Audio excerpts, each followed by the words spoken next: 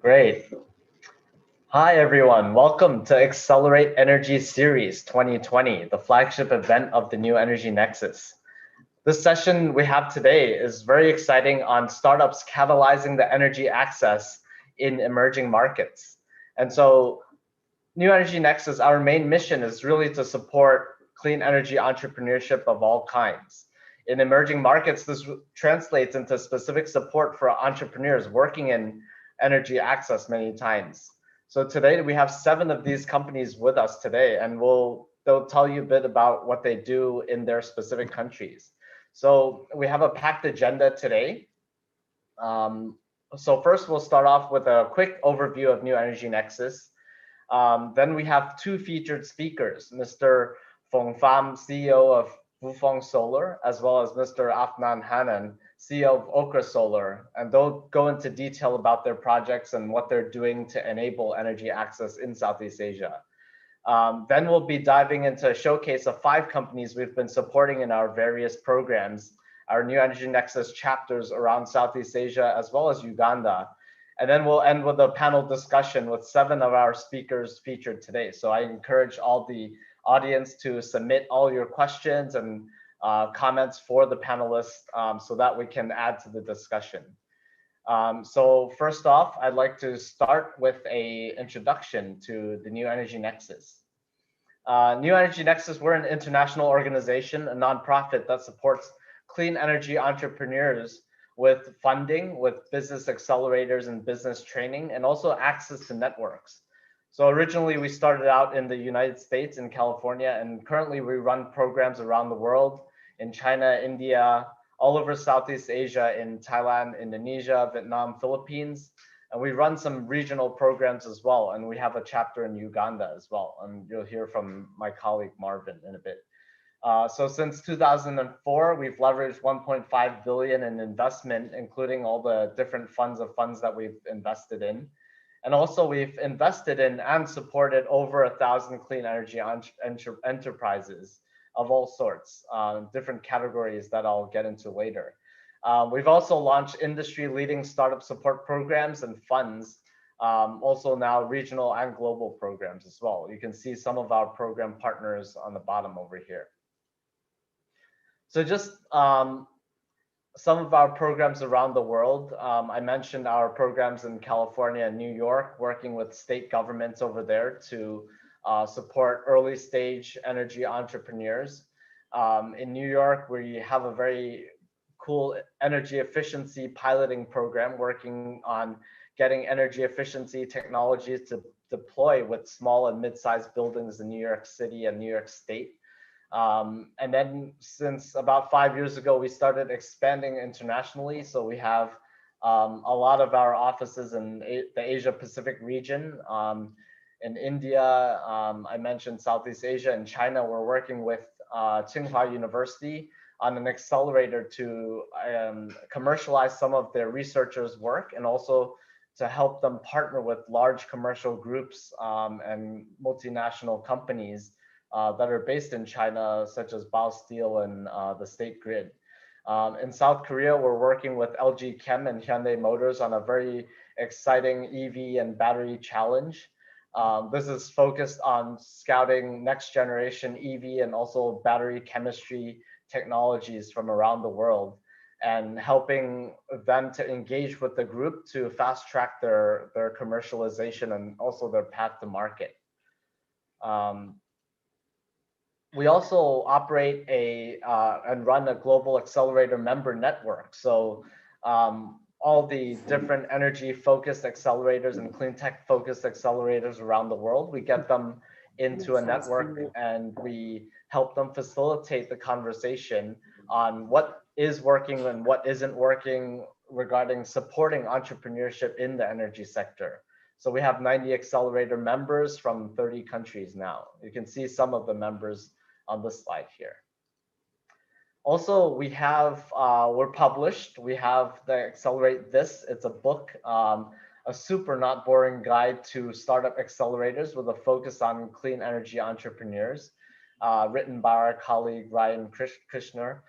And also we've developed a curriculum, a full-scale curriculum accelerator in a box. So this is for 2-day boot camps as well as a full 6-month accelerator that we deploy, and our colleagues around the world use this as a curriculum to deploy and run their accelerators, supporting energy entrepreneurs and companies.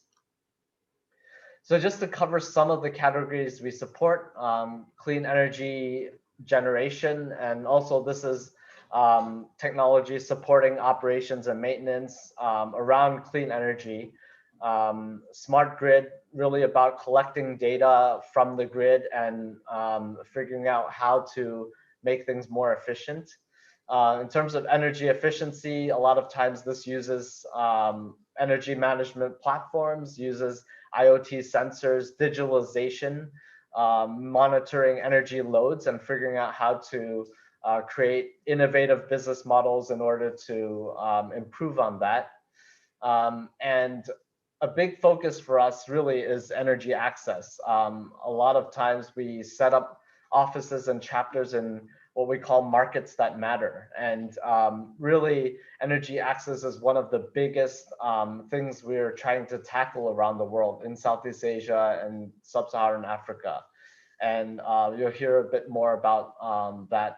And the focus of today's session is really on the energy access piece of the work that we do. Also, e-mobility and energy storage are very, very hot topics around the world. And we're supporting new entrepreneurs into this space, really helping to drive the whole energy transition globally. So in terms of the actual support services we offer entrepreneurs, we do a number of launch activities. So this is really the ideation and team formation, working with universities, working with their undergrad, also master's students to create teams to help them commercialize some of the research and their ideas that they're working on. We host events such as hackathons and also boot camps, really to get people to link up together, identify different team members with different skill sets that they can use, help work together to collaborate in building up the business. Accelerate, this is really working with growth stage companies with already some clients, but they're trying to really scale up domestically and also move internationally. We'll provide support to them. Funding, I mentioned different funds that we run. We also have a fund based in Singapore, but focused on Indonesia right now that we're trying to grow to cover Southeast Asia. And the focus of this fund is to invest into energy access entrepreneurs, energy access technologies. And then finally, the scale up piece of the work, pilot projects and corporate matchmaking. So we know that a lot of times with these energy startups and younger companies, a great way they can deploy is working with large multinational companies and also large companies within their home country. So we try to engage with a number of corporate partners, and we try to matchmake and try to help drive the conversation about what types of pilot projects they need to be developing and how they can continue to work together on a larger scale deployment. Just a quick overview of our Southeast Asia chapters. We have chapters in Thailand, Vietnam, Indonesia, Singapore, Philippines, as I mentioned before.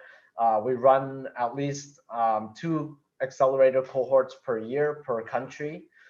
This is supporting early stage and also later stage companies. Most of the time it's domestic, local entrepreneurs that we're supporting, but we also do international and market entry type activities as well. And we'll showcase some of the companies that we supported a number of energy access entrepreneurs and companies in Indonesia, Philippines, and Vietnam that we'll talk more about. And right now I want to invite also regarding India, we are supporting Seekers Finance. It's an organization that specializes in sustainable energy finance. So they've catalyzed over 45 megawatts of distributed solar energy assets across 100 different locations all over India. This is both on and off grid. And so we're supporting their sustainable energy bond as well to further their work. So right now I want to invite my colleague Marvin to say a few words about the Uganda program that they're running. Yeah, thank you, Stanley. Can you hear me? Yes. Great. Thank you, Stanley, for that great presentation. My name is Marvin Tumsime, all the way in Uganda. New Energy Nexus Uganda mitigates energy poverty by creating sustainable energy enterprises in the off-grid last mile areas of the country.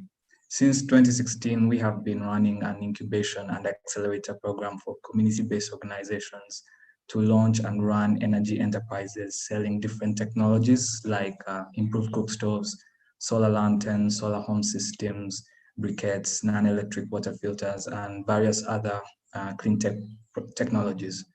So our model in Uganda of inclusivity goes further to include CBOs that focus not only on developmental issues, but also focus on women, youth, refugees, and people with disabilities. Currently, we have worked with 108 CBOs across the country, providing them with the support that we provide. As you can see from this picture, we run a seed incubator program and a growth accelerator program for CBOs in the country. In the incubator, we provide financing of up to $2,000, and this comes along with boot camps and capacity building in the form of training for the entrepreneurs that we onboard every quarter in every year. And for our accelerator program, we for those CBOs or startups and enterprises that have graduated our program for the 1 year period, those startups are eligible to qualify for the accelerator program, where we provide more financing and also more support in terms of growing their distribution level from to a bigger level. A typical enterprise in Uganda that we support is, as you see in this picture, where we have Elvis standing in front of his kiosk in Eastern Uganda. And Elvis and all his other peers in our network have collectively reached 95,000 people in Uganda with clean energy access and created 600 jobs, 70% of which have been benefited by women, and $2.9 million saved in terms of fossil fuel expenditures. And what we're most proud of is, of course, supporting the CBOs and growing this number over the next couple of years going forward. Thank you. Thank you, Stanley. Great. Thank you, Marvin. And we'll hear from a couple of those CBOs just later on today. Great. So moving on, I would like to call up our first speaker. So Mr. Phong Pham from Vufong Solar. And just as a quick introduction, the CEO and chairman of Vufong Solar, a leading solar company in Vietnam doing EPC operations and maintenance, and also manufacturing of renewable energy equipment, solar panels, and Mr. Phong is a driving force in renewable energy in Vietnam. And without further ado, Mr. Phong. Hello, everyone. Thanks for Stanley for your introductions. So right now I have 8 minutes to present my screen. So let me share my screen.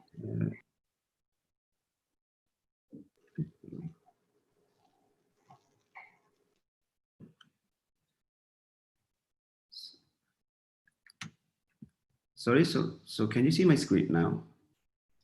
Yes, we can see it. Okay.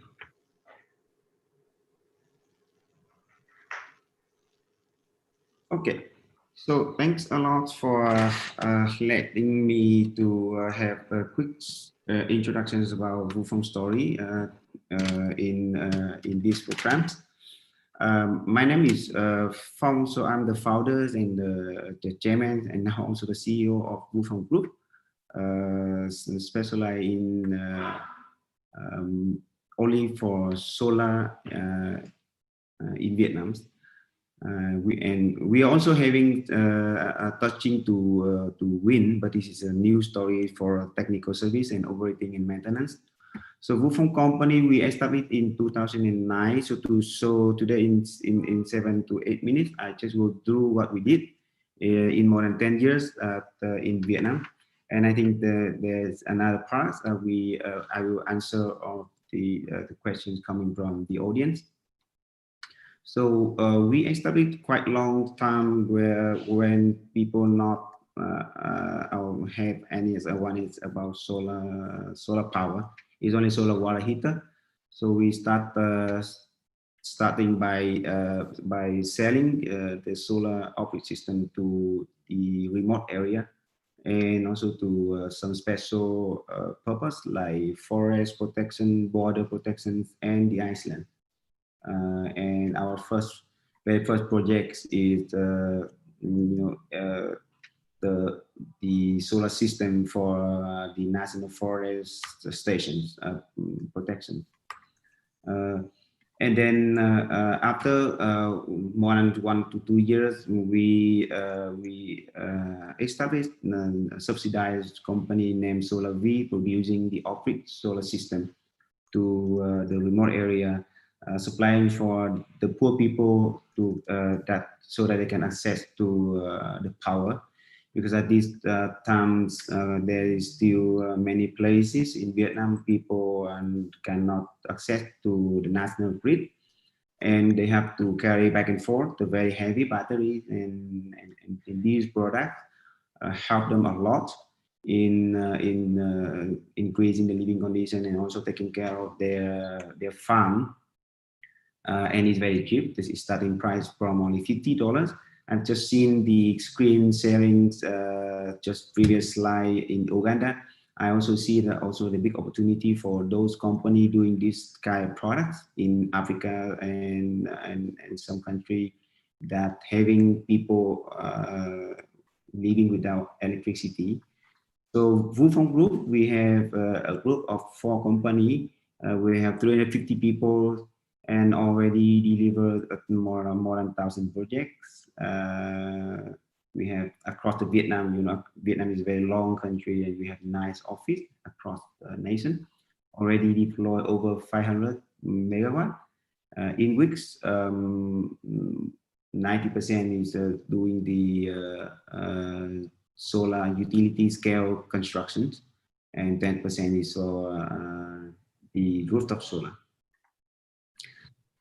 So, in Vietnam, in Vietnam, there's, we start from 2009, but until 2011, the first time the Vietnam government issued out the first policy to encouraging developing solar energy. So 2017 is the most important year in the solar industry in Vietnam, with the decision 11 from the Prime Minister, encouraging to develop the solar power plant, develop solar rooftop system, and we have the first time ever the government issued out the feed-in tariff policy, with the very highest price at 9.35 cents.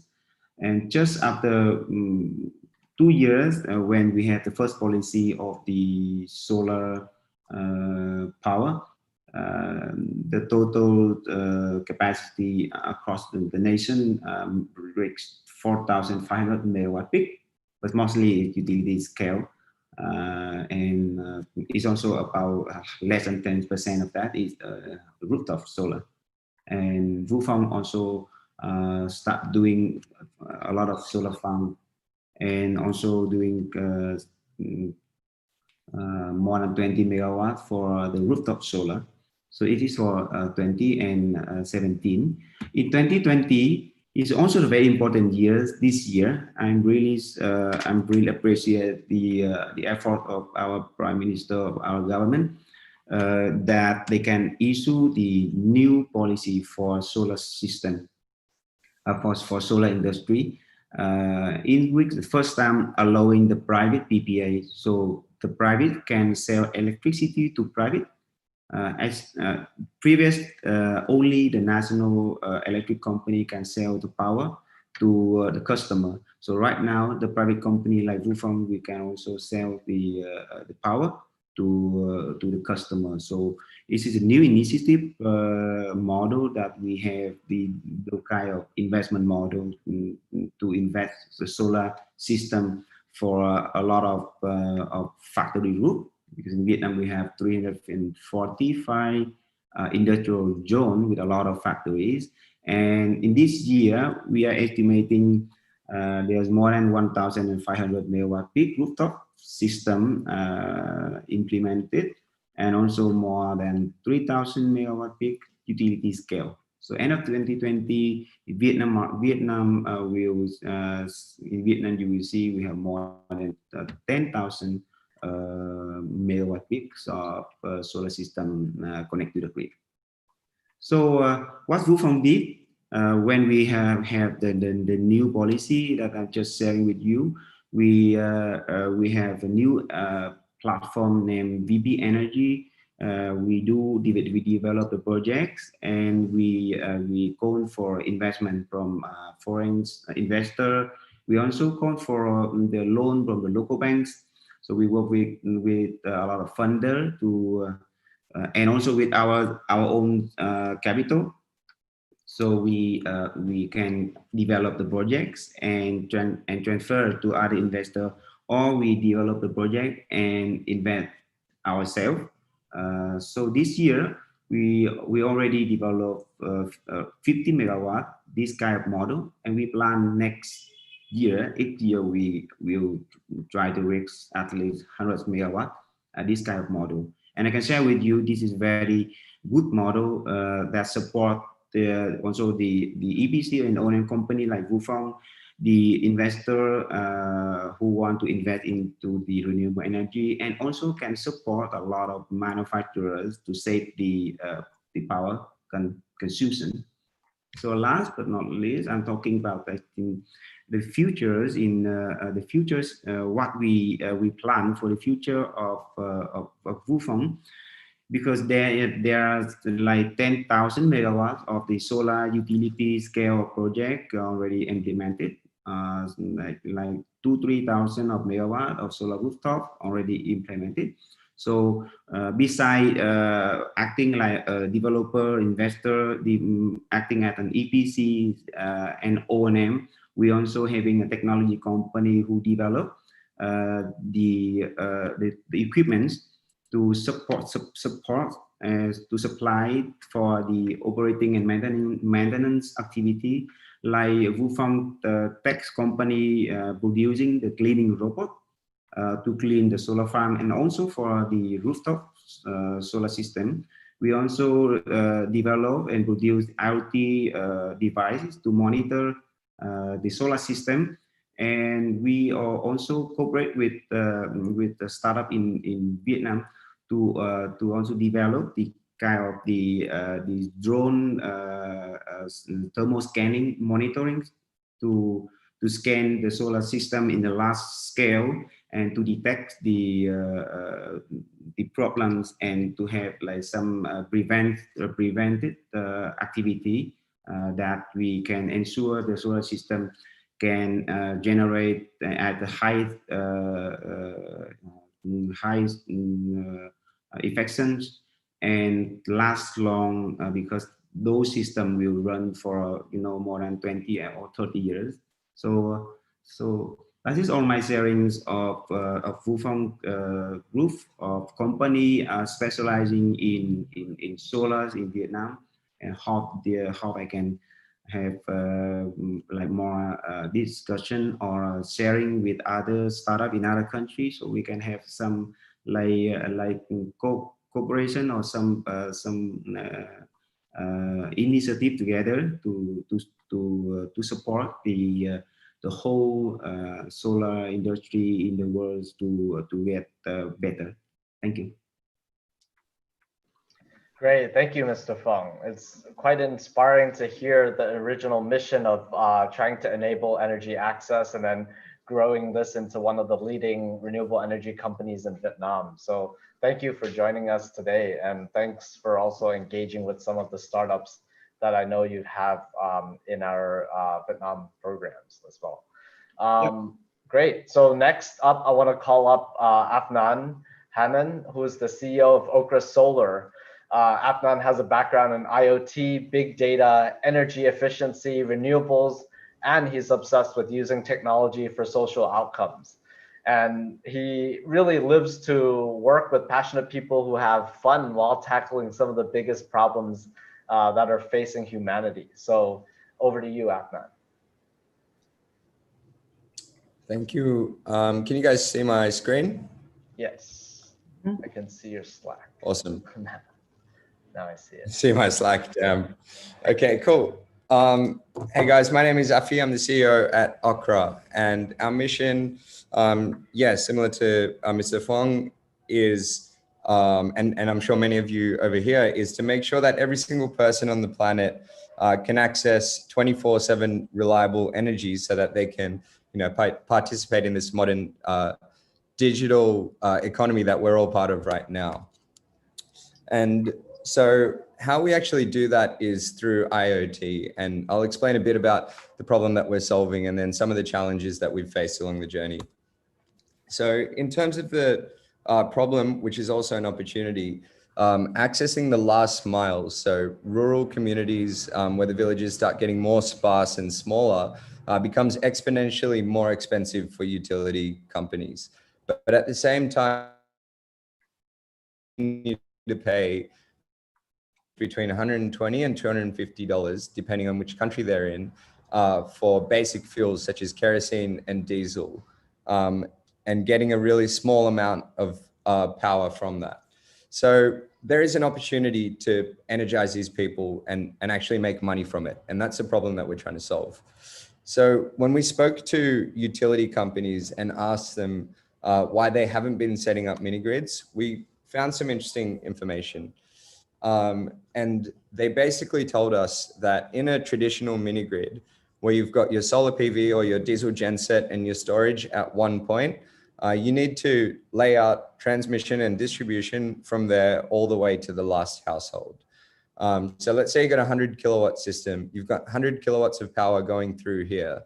And you may not have households that need to be connected here or sign up here, but you need to take the transmission and distribution to carry that 100 kilowatts all the way to the last household. And so that means you might need high voltage cables and infrastructure, and that actually costs a lot of money. That's actually surprisingly more expensive than solar panels and batteries. And then they told us the second largest cost is operating these remote rural mini grids. So maintaining them and collecting payments. So we found that quite interesting, and our mission was to reduce that cost to make it economically viable for these utilities to serve these communities. So we built an IoT device called the Okra Pod. It can be installed at every single household, and then solar PV and batteries are then installed at the household in a distributed fashion. So once you've installed our pod, you can leave the pod standalone, or if the households are close to each other, you can just plug one pod into the next, and our software takes over and starts distributing power. And you can add more households at any time, just like Lego, just stack them up. And the cool thing is that now most of the generation is consumed where it's generated, and our software redirects the excess power over the cables. So now a fraction of the power, between like 1/50th to 100th of the power, is going over the cables. So you reduce the cable voltage and the infrastructure costs, the most expensive cost of setting up the mini grid. So here you can see the setup cost of an Okra network versus a traditional AC mini grid. And this is even with the AC inverter at the output, you're setting it up at about 2/3 of the cost. And then after you've set it up, because you've got an IoT device at every single household, we're getting incredible real-time data. So more granular data than the National Grid of Australia has is what we're collecting from, Cambodian villages. So utility companies can see their entire portfolio, track the returns they're getting to make sure that they're making money from the communities they've set up. All of the assets are remote monitored, so they can see the state of health of the panels, if a battery needs replacement, if someone's stealing power from the network. And households pay using mobile money, so utilities don't physically have to go out and collect cash. And if a house doesn't pay, the IoT can temporarily cut them off from power. And all of this reduces the operational cost and enables the utilities to actually make money from delivering energy to the last mile. So that's pretty cool. And so far, we're operational in the Philippines, Indonesia, and Cambodia. More than 1,600 people have energy, and they're demonstrating an average income increase per year of more than 30%. So that's pretty cool. But we wish in the 2.5 years that we've been selling our product from prototype to where it is now, that we had hit a whole lot more, right? So what are some of the challenges that we've faced? Why are we only at 1,600? Why are we not at 100,000? And so, we came in as a technology startup, and energy is completely different to the tech startup space or the software space or the Silicon Valley space that we may be used to. It's a heavily regulated market. Every market has different regulations. If you want to use local partners, many of them may not be quick or be familiar to adopt new technologies. You just need to factor that in emerging markets. And the sales cycle is often very slow because you're dealing with like big infrastructure investors and a heavily regulated market. So these are all challenges that every startup I think is aware of. And one methodology that we've retroactively started using is product to market fit time boxing. So basically we had our first customer, an NGO. They rolled out 25 houses in 9 months. And we're like, guys, this is way too slow. So we cut that relationship off and we sold to a second NGO. They hit 200 households in 9 months. And then now they're scaling up to another 1,000 households. So this is working well, except we know that they've got a cap on the capital that they can access. So they're not going to scale to 100,000 households. So we need to run another product to market fit experiment. So we closed a deal with an infrastructure investment fund. They've got a lot of money and theoretically they could energize a lot of households. So they promised us an 8,000 household project. And so far in 18 months, with the time it's taken them to get all the approvals, they've only rolled out 62 households. So lesson there was, okay, there's money to be mobilized from infra funds, but they move very slow. So now we're developing our own projects with infrastructure investment funds. And with the lessons that we learned from these NGOs and the product approval that we've got, we're now working with developers in Haiti and developers in Nigeria that have hit 20,000 households per year of installation. So basically what I'm showing is that, you need to have experiments, or I believe that we should have experiments for how to hit product to market fit, time box it. And if we achieve a positive outcome, keep pushing it. If not, make sure you quickly move to the next one because energy can be really brutal to startups if you don't move fast enough. Opportunities that I see in the space right now, I've listed 3 here, but there's many more. 40% of the 900 million people without power will be least cost energized by mini grids. So there's a massive opportunity there, and we lack the developers who can move fast and adopt the technologies that are out there to roll out the least cost solutions. So I think there's an opportunity, for hundreds of millions of people to be connected with mini grids, and development is actually a big opportunity there. None of these models work unless the households use power, right? You can use the best tech, but if the household's not consuming the energy, then the investment's not going to yield a return. And productive appliances for remote communities yield a very high return on investment. You saw 30% average income increase in our communities, and only 15% of those people have a productive appliance. So I think partnering with energy companies and providing productive appliances, and ideally on finance and ideally with a community activation strategy, is a real income earner and community enabler. And then electric mobility for off-grid people. This is very interesting because in mini grids, battery storage is the highest cost after transmission and distribution. And in mini grids, which they have volatile generation, and you might have excess power on many days in the network. And if that power is not going anywhere, there's an opportunity to sink it somewhere. And for communities who are using traditional mobility, they're getting fuel shipped to them, or taken across dirt roads, and the fuel often costs more to get there than the fuel, than the cost of buying the fuel, right? So if you can transition to electric mobility that runs off the excess power in the network, and then also acts as backup storage, that's like a win-win for the community and for the grid operators. So those are a few opportunities that I saw, and yeah, thanks for taking the time to listen. Keen to hear about the other startups in the space. Great, thank you so much for that, Afnan. I have a few questions for you, but later on we'll do that with the group during the panel. So next, I wanted to introduce our showcase. So this showcase, you'll be hearing from 5 companies that we've been supporting in various New Energy Nexus programs around Southeast Asia and also Uganda.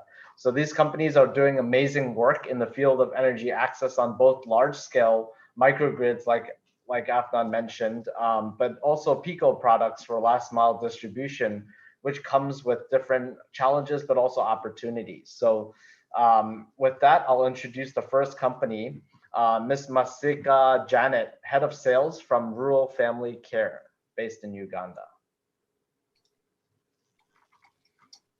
All right, can everyone see the screen? Yes. My name is Masika Janet. I'm the head of sales at Rural Family Care.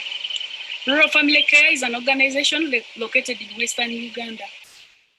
Our work focuses on increasing access to clean energy, particularly on energy-saving cook stoves and briquettes. Briquettes are an alternative or a substitute of charcoal and firewood. We do this by conducting awareness creation on the values or the benefits of adapting to clean energy cook stoves. We also train young people to install and repair cook stoves. Rural Family Care is using a lot of innovations to increase energy access. One, by bringing technologies that are energy saving and close to the people who need them. Two, we are using women. You know, culturally, women are always cooking. So we feel that women are in good position to bring customers. Then also, we are using organized groups so that people have security for the technologies that we give them, and so that also the technology goes to many people who are low income. In Uganda particularly, the common challenges in the markets in terms of energy technologies, the current technologies that are available are not affordable to the low income person. Also, the technologies that are available are not accessible to the common people. The manufacturers are far away in Kampala. So that's the key challenges that we are facing. As an organization, we do what we do because we want to contribute towards the conservation of trees. We know that in Uganda, tree depletion is at a high rate. And as Rural Family Care, we also want to contribute towards saving the energy sources by bringing technologies that are energy saving. Also, we do what we do because people are not having good incomes to use the energy saving technologies that are available in the market. So we always ensure that we bring the energy sources that are affordable to the low income people. I'm proud of New Energy Nexus and eVenture because without them, we wouldn't begin. They gave us a loan, which we use at startup capital. They have given us a business mentor who has been mentoring us in business management and financial management. eVenture and New Energy Nexus have linked us to manufacturers. They have also linked us to the markets. So I'm glad that eVenture and New Energy Nexus came into the life of Rural Family Care.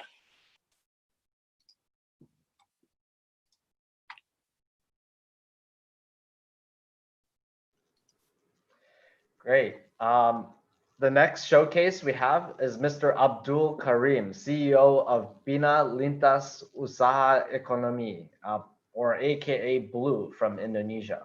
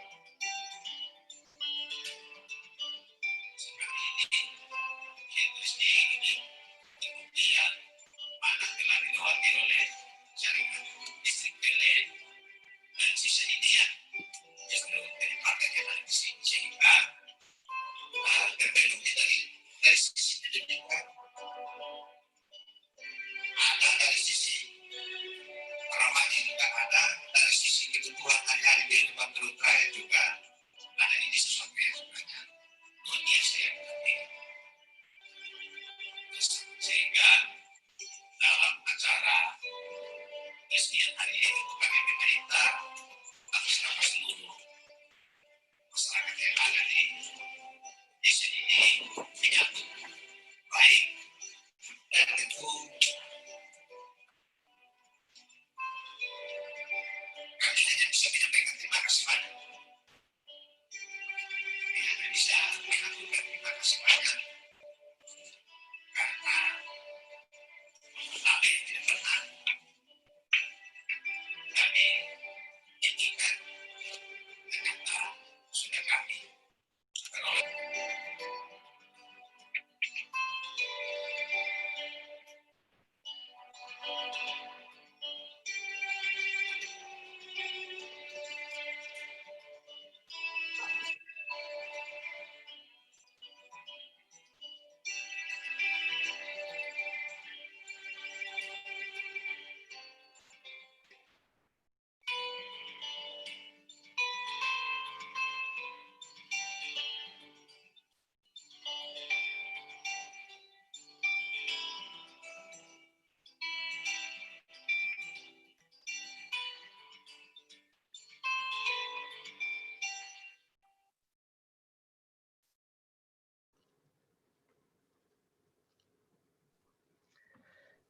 Great, amazing. Next, we'll hear from Mr. Ray Panaligan, President of the Center for Renewable Energy and Sustainable Technology, Crest, from the Philippines. Good day, everyone. First, we would like to thank New Energy Nexus for inviting us on this event. I will share very briefly our ongoing work to promote energy access to last mile communities in the Philippines. Before I proceed, I'd like to introduce quickly myself. I'm an electronics engineer, and in recent years, I focus on distributed energy systems and microgrid. I also hold leadership roles with different regional and climate public networks. I'm a certified green finance specialist and currently taking my master's on business management at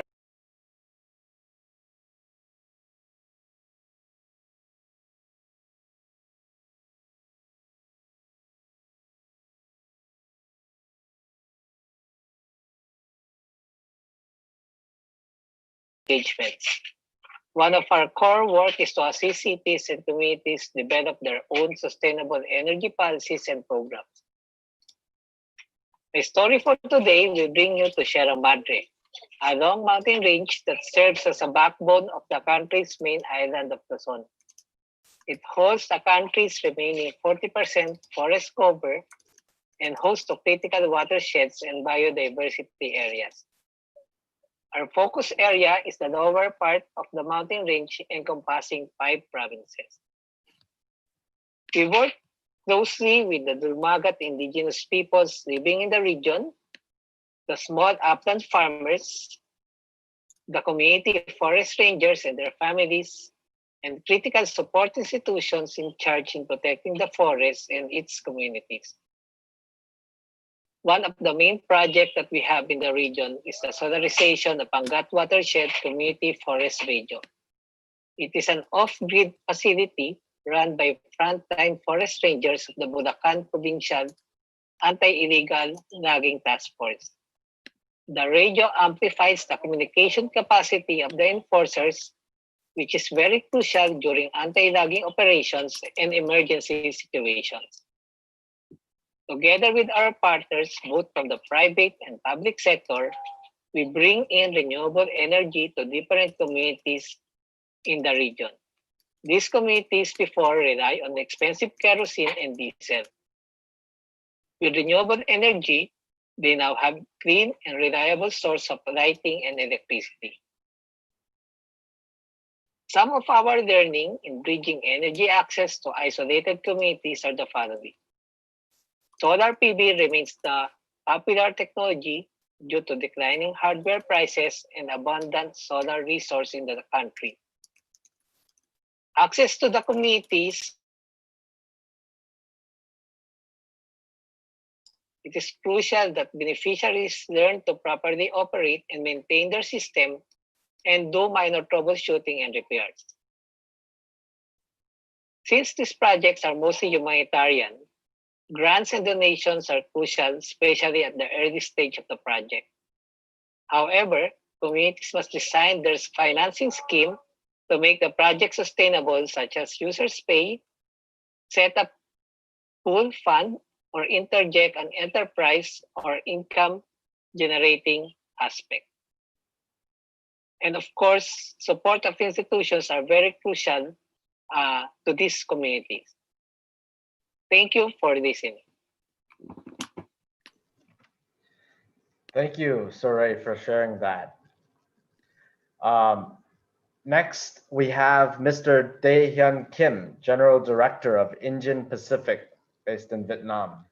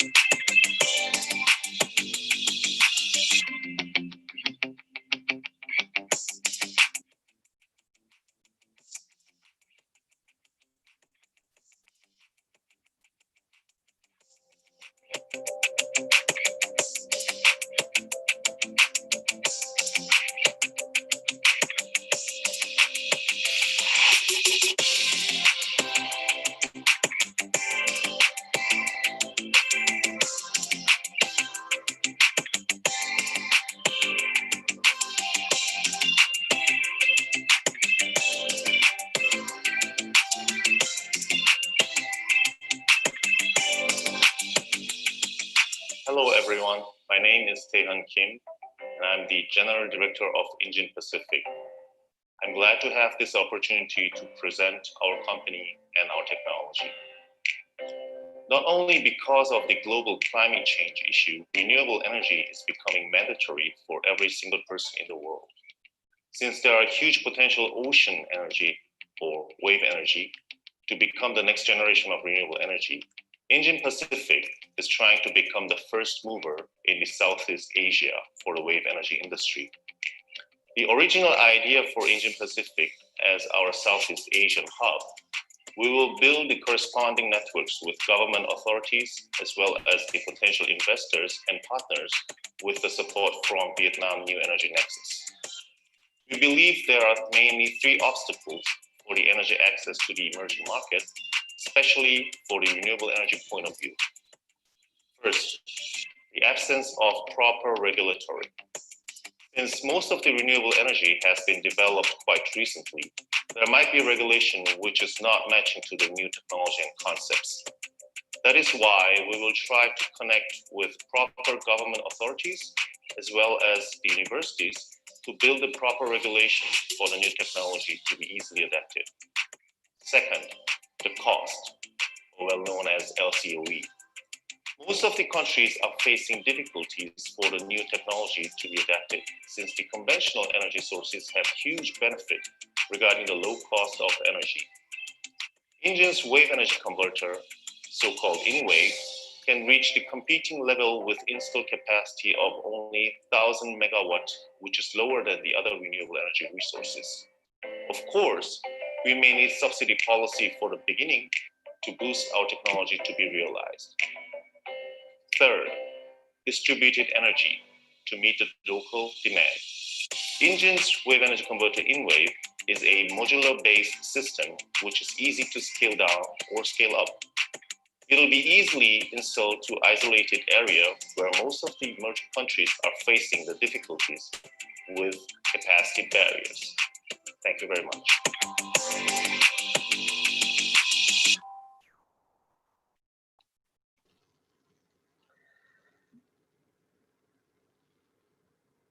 Great. And lastly, last but definitely not least, we have Mr. Akina Daniel, Program Manager for Safe Plan in Uganda. Akina Daniel, the Program Manager, Safe Plan Uganda. Safe Plan Uganda is located in Masindi District, Midwestern Uganda. We sell and distribute energy efficient cooking and lighting technology to rural communities in Masindi. We have a number of distribution outlets where we used to distribute our product. We also train youths who are recruited on our other programs to sell and distribute energy product. We provide a flexible payment plan for rural poor people who pay in installment to complete the products. About an issue of about 1.7 to 2.2 million people in Midwestern Uganda and Northern Uganda who are in desperate state in need of energy technology. The most common challenges are high initial cost of acquiring the product, high operational costs, which are very difficult for most companies to afford. And then we also look at poor financing among small startups like us who do not have enough capital to reach very, very distant customers in the rural communities. The unique challenges include how to reach very, very vulnerable poor people in the community, as these people still cannot afford the solar home system. Then how do we reach to very distant communities with very, very low income? New Energy Nexus has supported us with finance to promote energy product, increase our visibility to the international community, and they are still supporting us. They have negotiated better deals on our behalf with the suppliers who give us product at a fair price. So we really see very good opportunity in the energy sector, especially off-grid energy.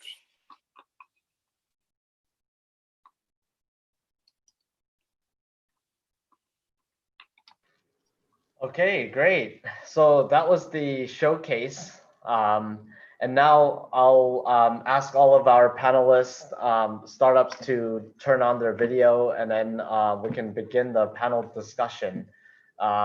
So first off, I wanted to start with a personal sharing session. So maybe each of you guys can just tell us a very quick, maybe anecdote, or tell us, like, being an entrepreneur in energy, being an entrepreneur itself is very challenging, right? And working in the energy access sector is also very challenging. So being an entrepreneur in energy access is especially challenging. But maybe you can tell us some of your personal experiences about what you faced in your work and building out these companies. So maybe we can start with you, Mr. Fong. Hi, thanks, Stanley, for the question. Yes, it's right. The very challenges when we start with the things that not many people know about that, but this is more than 10 years ago. So because not many people knowing that, so we have to educate the customer quite difficult. And also the most difficult for entering the new industry, beside the awareness of the client, is the policy from the government, because there are two kind of we're talking about solar system, two kind of solar system. One is off-grid and one is the grid, the on-grid system. So in Vietnam, we have only less than 1% of the areas where there's not having access to the electricity. So 99% is having the national grid. So the biggest challenge is the policy. And Vietnam is having the government supporting that. It's quite late, but I compare to other countries, is still better.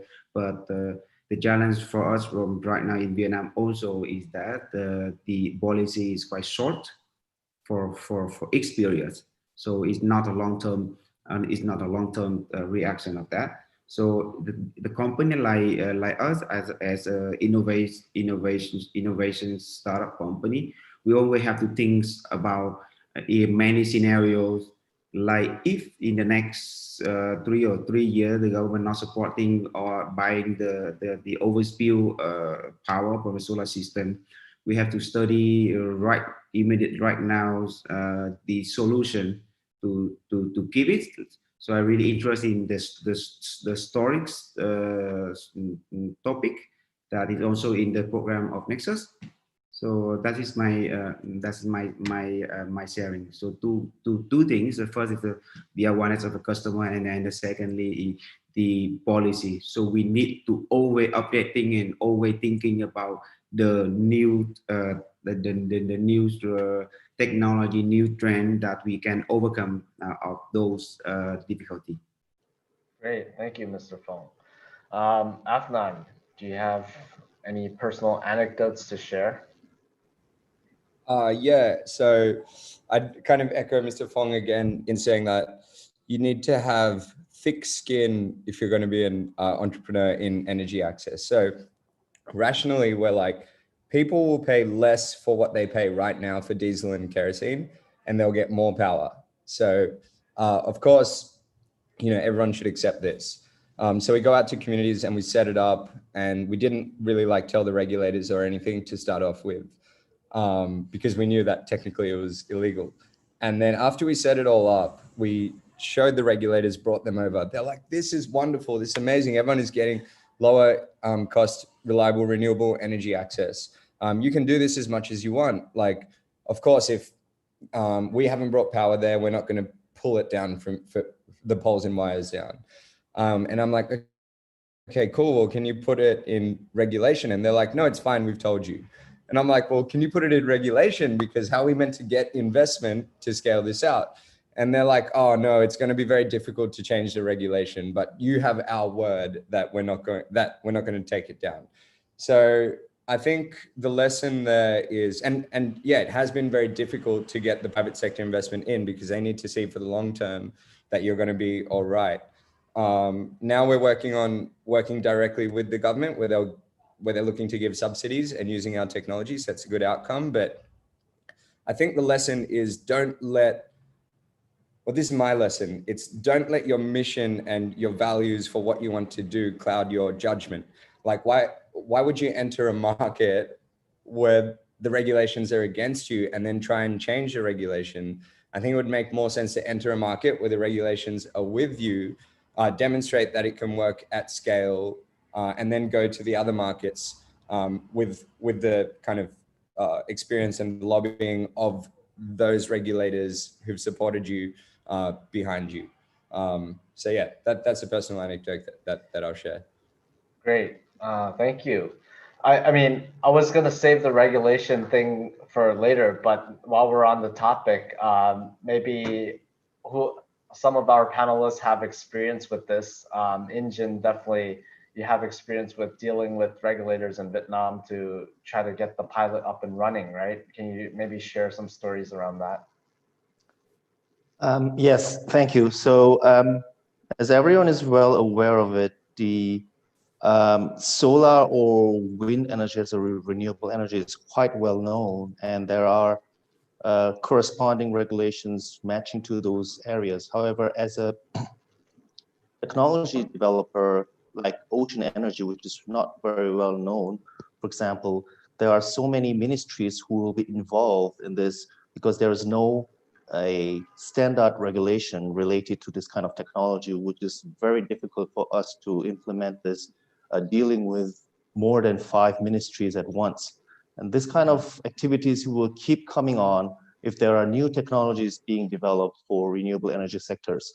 I believe there should be, in most of the countries who deals with this kind of activities as one-stop service, who can be kind of coordinating in between those ministries, which the technology developers cannot or do not have to deal with them directly one by one. Great. And speaking of regulation, wanted to hear from our colleague from Indonesia about how you get around like working with PLN and also being able to distribute power directly to communities. Okay, so yes, the regulation from PLN also from national grid operator in Indonesia is not really strict on how do we provide electricity in another region, but we do have some regulation that prohibited some business activity in terms of energy providers. So yeah, usually we already coordinate with local national grid operator like local PLN, and we want to ask if they want to supply in the region that we want to provide energy access with, and they said that no, we don't have any plan on that region yet. And yes, when we do have the approval of from them, and we can develop the energy access projects in that area as well. So usually, yes, we do have to. We still do have to coordinate with the national grid operator before developing any projects in the region. So it's one of our challenges also because the PLN usually want to have all of the region to be under their business network as well. So yeah. Great. And then you have a question from the audience. What are the possibilities of extending this partnership to Uganda? Yeah, I would say that it is not impossible. Yeah, we can. So we do have some also some partnership also with the micro energy system in Germany. And yes, if we can somehow have some programs that we can cooperate to Uganda, we will hear it first, and we can somehow plan it together, and how we can support the Great. programs. Yeah, and we'll be sharing the contacts for different speakers, and so you guys can sync up. And that's one of the benefits of having a session with so many different local energy access companies working across the different countries and regions, is that you can share this type of knowledge and share ideas as well. And there was a question for Mr. Ray from Crest. You mentioned the importance of technology and skills transfer to the communities. Can you share some of the best practices that are based on your experience?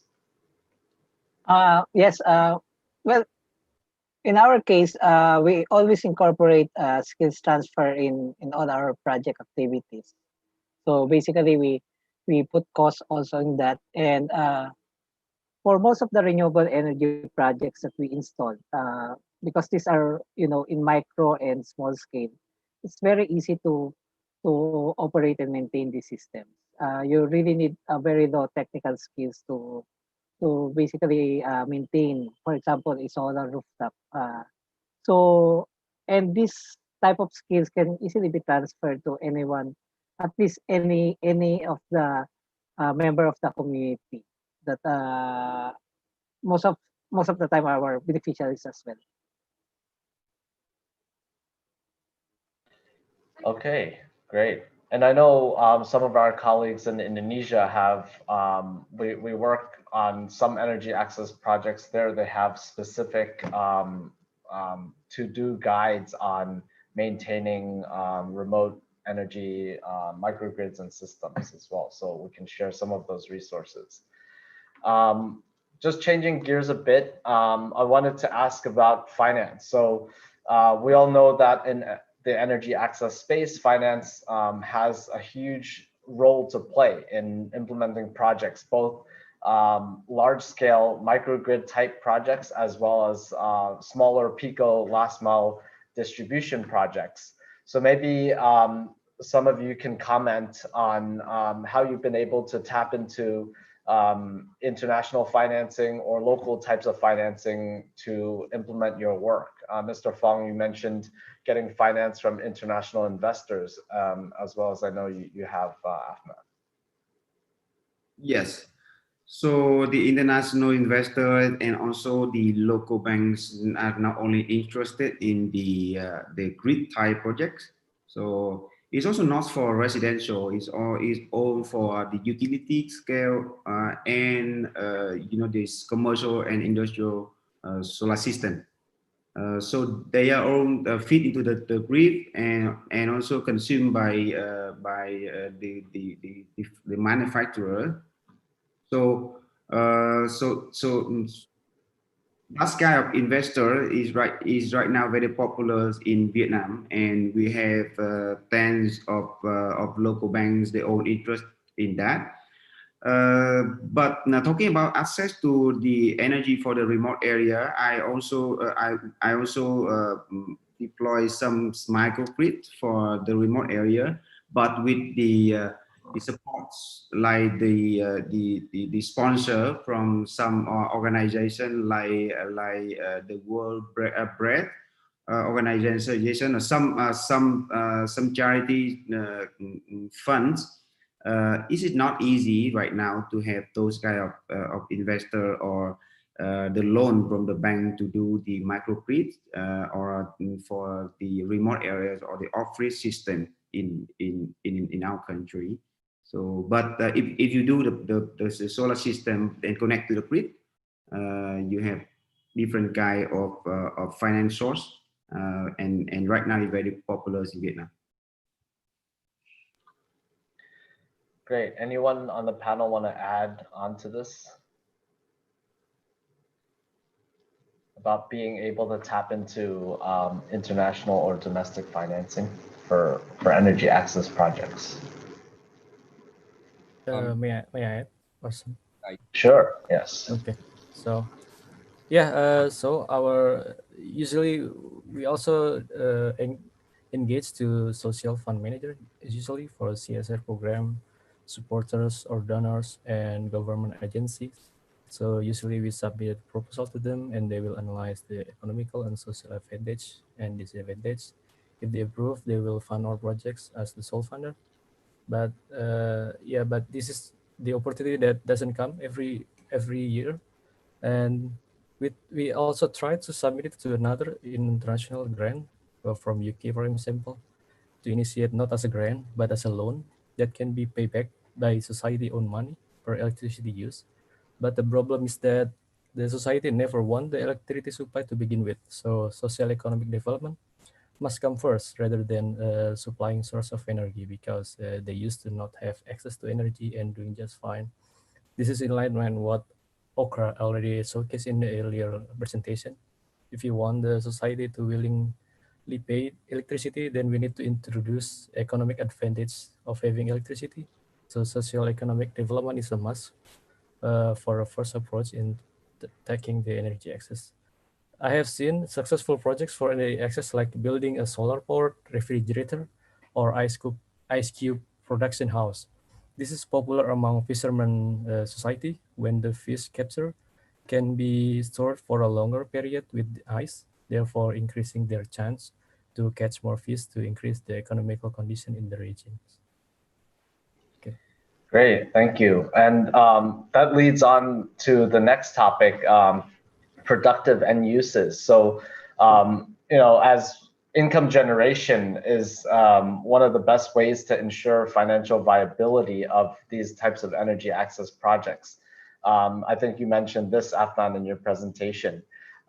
So just wanted to ask the panelists, like, what types of productive end uses are prevalent in your country, and where do you see untapped opportunities for this?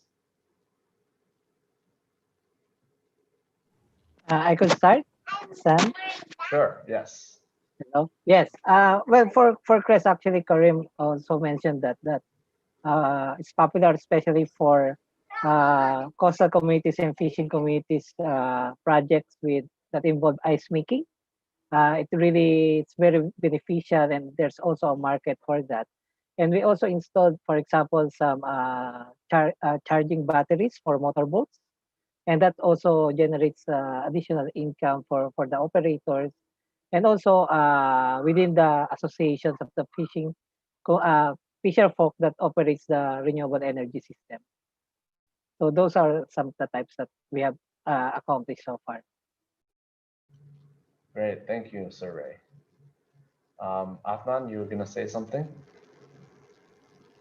Yeah, it's a bit of a, I guess, a longer response, but I think following on from the last question, the finance for, according to my calculations, we need like $1 trillion of investment just in microgrids to energize everyone. So that's 40% of the off-grid people. And if we look at how this is financed, it's usually financed from infrastructure investors.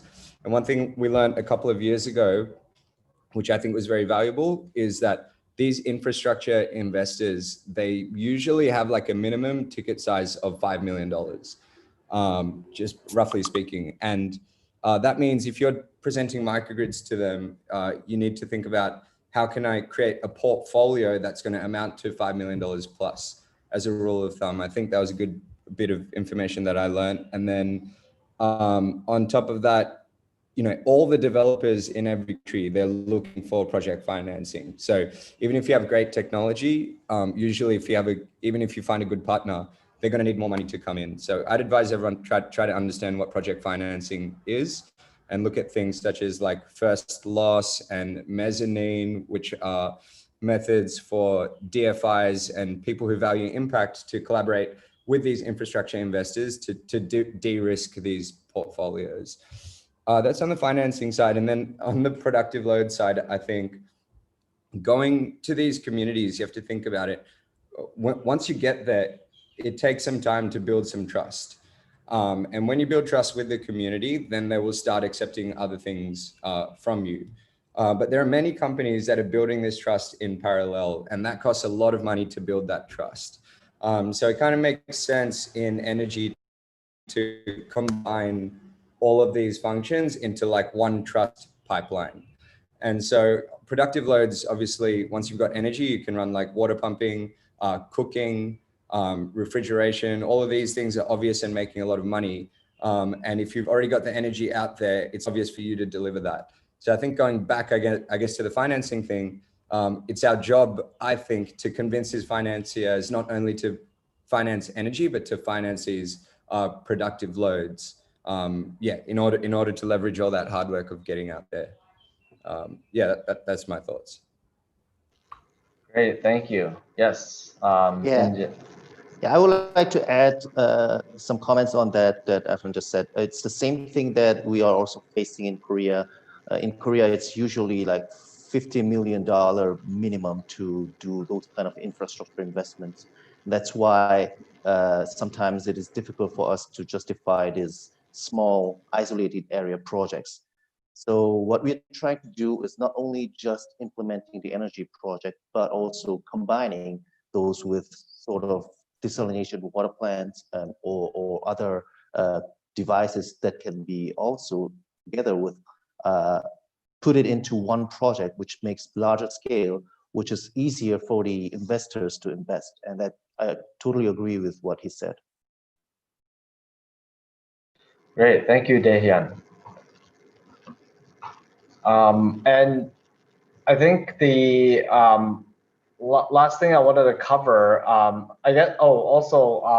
wanted to hear from our colleague Daniel from Uganda. So do you see any specific productive uses that are in the communities that you work in? Yes, thank you very much for the opportunity. There are a lot of opportunities in off-grid energy, especially in my region. My region is dominated by influx of refugees from the neighboring countries, Democratic Republic of Congo. We have the Southern Sudan. We have seen a tremendous shift in the need for energy use, especially in rural community where we need high voltage power to power small business like internet hub.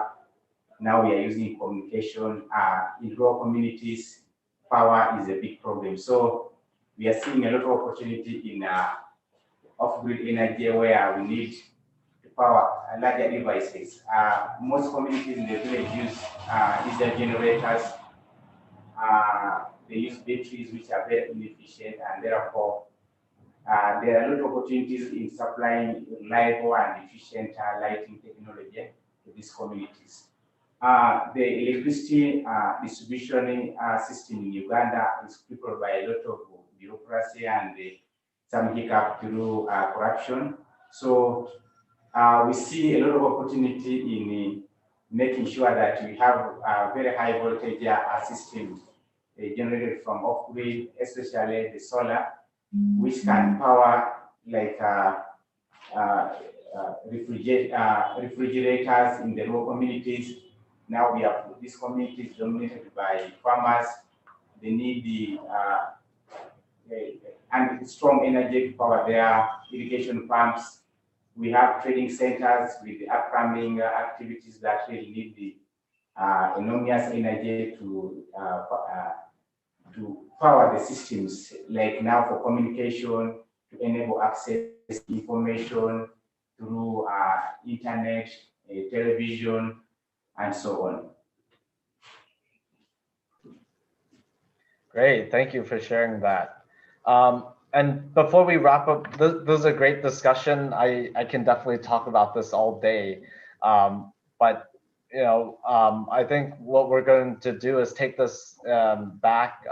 There's definitely a huge amount of interest. We'll probably try to create some groups around where we can have a more permanent platform to share.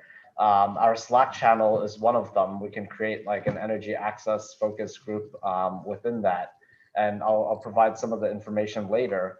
The last question to our panelists, Sustainable Development Goal number 7 is to ensure access to affordable, clean, modern energy for all by 2030. So just wondering, like, in your opinion, is this realistic? What do you think needs to happen in order for this to be achieved? If anyone would like to start first. Yes, thank you very much. I think if you want to be realistic to achieve the sustainable energy by 2030, because of the reason, like the panelists have talked about infrastructure development, this is a major problem in most countries. Without this infrastructure, it will be very challenging to reach out to each one in the community who is lacking electricity. There are a lot of hiccups in financing and ensuring that the funds and resources are trickle to like distributors, manufacturers to enable people who really lack electricity, people who are in far distance places, access energy and the technology.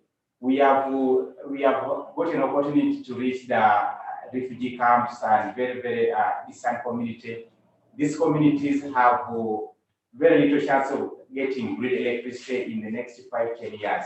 For the one reason that there are less economic activities, there are less activities in those communities. So making it not really doesn't create any business sense for the government or investors to really invest a lot of money to push energy into those communities. So we are unlikely to achieve that goal unless some of these issues are addressed, like improving, creating a very favorable policy to support people who are increasing energy access in the community, creating a favorable policy to distributors to actually enable them freely operate, like cutting taxes and reducing some costs that really support the growth and the development of energy access to the really vulnerable we are targeting in the community.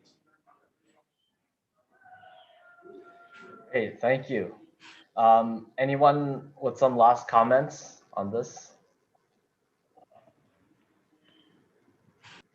Okay, well, in the Philippines, we still have more than 10 million Filipinos who still have no electricity access. So this is still a very significant number. And as we have seen, renewable energy is already technically very available. And even here in the country, it's a lot cheaper than diesel and kerosene, which is a traditional option for off-grid communities. It's so the market is already there, the technology is already here. The the critical really is the creating a enabling policy environment and incentives also to push forward off-grid industry for renewable energy here in the country. Okay, with that, I think we're almost out of time. So just wanted to thank all of our panelists. First off, for all the work that you do in the energy access space around the region and in your home countries. And really appreciate you guys taking the time to come on and share with us in our Accelerate Energy series. Just to share the schedule for the rest of the series. We did the kickoff earlier in October, and then currently we have an action-packed lineup for the rest of the month, as well as November. So we have sessions on policy, we have one on climate fintech. We're doing a lot of great work in this area in working with different financial institutions and innovations on enabling the energy transition. We have sessions on best practices on accelerating clean energy ventures. So please sign on to Accelerate Energy Series 2020 .splashthat.com, and then you can register for individual sessions and continue the conversation. With that, I'll hand it over to my colleague Neha if she has any last announcements or comments. Thank you, everyone. Thanks so much, Stanley. And thanks everyone for the incredible discussion today. I'll drop a couple of links in the Zoom chat so that you can see where you can catch these events happening. But with Accelerate Energy Series, we're trying to have a place where we can just have dialogue around the things that we're experiencing in the clean energy ecosystem given today. Given everything that's happened in 2020, given where we're going, all of the things that we're experiencing across the board have really opened us to taking a magnifying glass to all the different parts of the ecosystem, from policy to emerging markets to diversity, equity, and inclusion. What are the different ways that we can be challenging ourselves and really working towards a future that is something we're all excited about? So please join us in the event series and the conversations. They will be live streamed, and we'll also drop some links in the chat for you to stay in touch. Thanks so much, everyone, for coming today. Thanks, everyone. Great. Thank you, everyone. Thank you, everyone. Really appreciate it. Thank you. Bye-bye. Bye-bye. Thank you.